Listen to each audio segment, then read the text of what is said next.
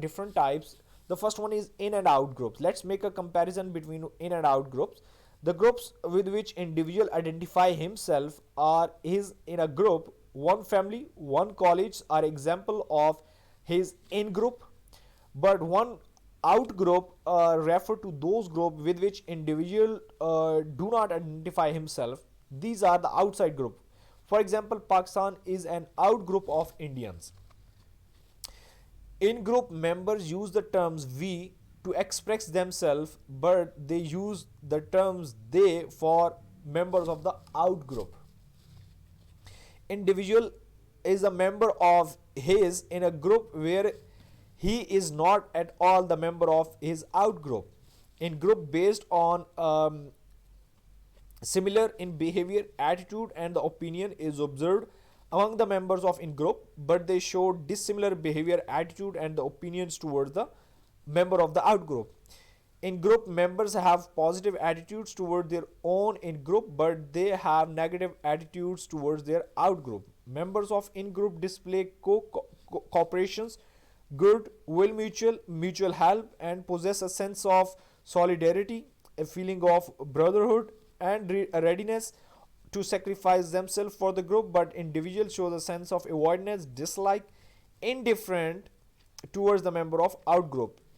In group is a group to which individual belongs to, but all other groups to which he does not belongs to are his out group. In group is something where you have a sense of belongingness. For example, if somebody talk about your family, so how you will describe it? Say we are a family. So you will we is some kind of a words that shows that you are a part of a particular group. But if I talk about your family, so I won't say we, I will talk about, or I will say they, because they is something that indicate that I'm not the part of that particular kind of a group. So that is a difference between in and out. If you talk about the formal and the informal groups, the groups formed by the management of the organization for achieving a specific task are known as the formal groups. The groups that are formed by the employees themselves as per their likeness or dislikeness is known as informal groups. The formal groups are deliberately created by the organization, where the informal groups are established by an individual there voluntarily. The formal groups are bigger in size, could be. Moreover, there can be a subgroup in a single formal group. For example, if you are in a class, so your college has decided that that will be your class, so that's become your formal class. But in within a class, you have a different kind of a friends, so you have a different groups within a class, so this become informal groups. In a formal group, the position of the member define its importance in the group, but in the informal group, every member has equal importance. In a formal group, the flow of communication is restricted due to the unity of command. In contrast, in informal group, the flow of communication stretches in all directions. There is no such restrictions. The other one is a pressure group.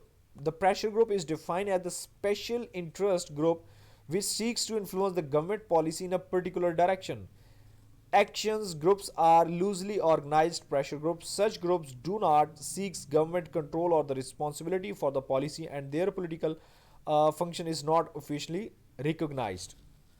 The other one is the reference group. Reference group is a collection of people that we use as a standard of comparison for ourselves, regardless of whether we are the part of that group. We rely on the reference group to understand social norms, which then shape our values, ideas, behavior, and the appearance.